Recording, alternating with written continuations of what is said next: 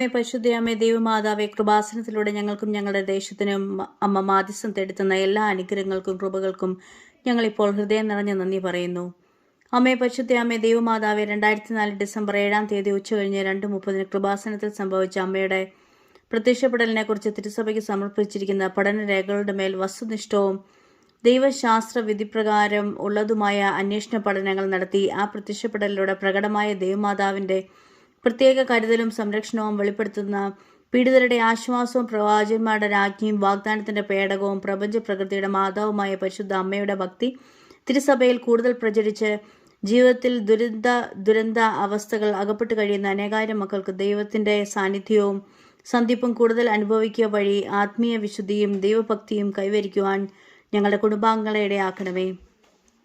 അമ്മേ പരിശുദ്ധ അമ്മേ, ഭൂസ്വർഗങ്ങളുടെ രാജ്ഞിയായ അങ്ങേക്ക് ഭൗമ സംരക്ഷണത്തിനായി പ്രപഞ്ച പ്രകൃതിയെ തന്നെ തിരുസഭ പ്രതിഷ്ഠിക്കുവാൻ ഈ പ്രതിഷ്ഠീകരണം വഴിയിടയാക്കണമേ.